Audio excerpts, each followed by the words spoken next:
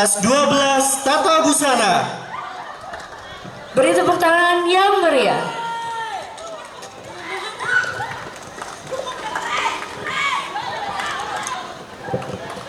Assalamualaikum warahmatullahi wabarakatuh.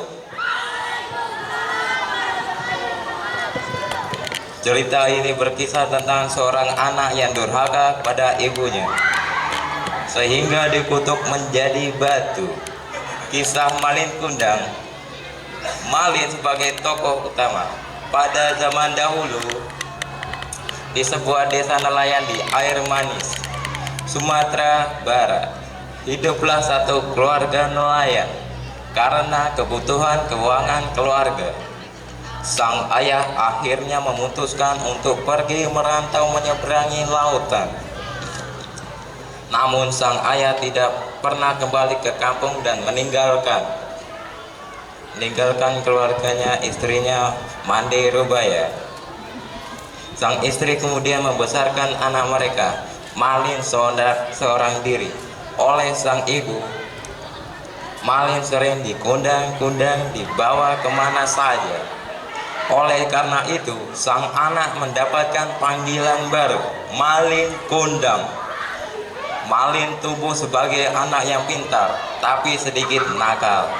Malin sering mengejar ayam dan memukul mereka dengan sapu.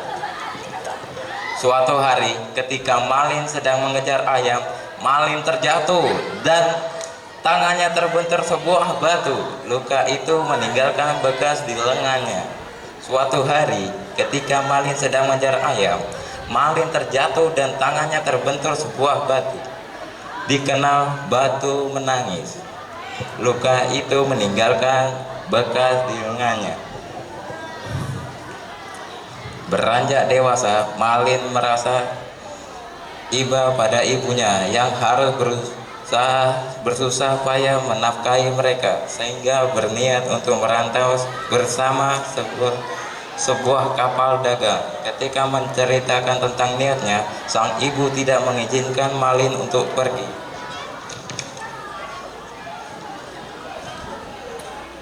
Malin merantau dan menjadi sukses.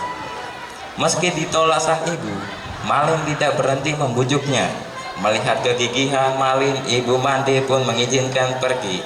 Meski dengan berat hati, setelah meyakinkan ibunya bahwa dirinya akan baik-baik saja, Malin pun pamit dan meninggalkan ibu Mande seorang diri di desa.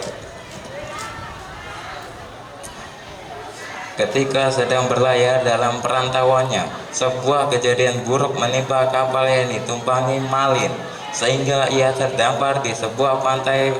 Warga desa di pantai tersebut menyambut dan membantu Malin untuk tinggal di dan bekerja di sana.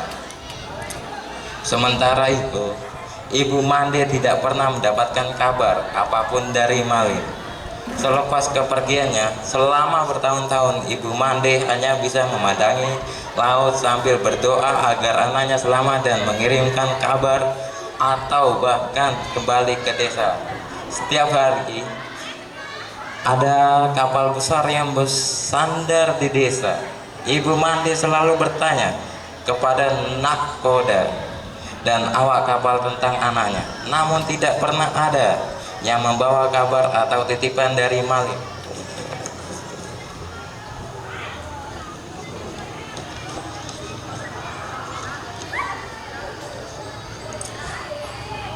Malin Kundang durhaka. Istri Malin yang berdiri di dekat Malin terkejut melihat seorang wanita tua berpakaian compang-camping memeluk suaminya sambil mengaku sebagai ibunya. Maklum, selama ini Malin mengaku bahwa kedua orang tuanya adalah bangsawan yang sudah meninggal. Istri Malin pun bertanya kepada Malin tentang siapa wanita itu sebenarnya. Karena malu kepada istrinya, Malin kemudian mendorong ibunya dan berkata kasar kepada ibu Mande. Malin tidak mengakui sebagai ibunya dan mengatakan bahwa ibunya tidak seperti ibu Mande yang kotor dan miskin. Setelah itu, Malin memerintahkan istri dan anak buahnya untuk bergegas kembali ke kapal untuk berlayar. Ibu mandi yang sudah tua renta terkapar di pasir, menangis dan sakit hati sampai pingsan. Setelah akhirnya tersadar, Ibu Mande tinggal sendiri di pantai dan warga desa yang tadinya ramai sudah meninggalkannya. Ibu Mande juga melihat bahwa kapal Malin dan istrinya sudah berlayar jauh dari pantai. Sambil menangis, Ibu Mande berlutut sambil mengangkat tangan untuk berdoa kepada Tuhan. Ibu Mande berdoa, jika pemuda tadi bukan malin kundang, Ibu Mande memaafkan perbuatannya. Tapi jika pemuda itu adalah benar malin kundang, maka Ibu Mande mengutuknya untuk menjadi sebuah batu. Ibu Mande berdoa, jika pemuda itu adalah benar malin kundang, maka Ibu Mande mengutuknya untuk menjadi sebuah batu. Setelah Ibu Mande berdoa, langit yang tadinya cerah tiba-tiba berubah menjadi gelap. Hujan deras dan badai pun muncul. Kapal Malin yang sedang berlayar pun hancur berkeping-keping disambar petir. Esokan harinya, ketika badai sudah reda, puing-puing kapal yang sudah berubah menjadi batu tersapu ombak ke suatu pulau.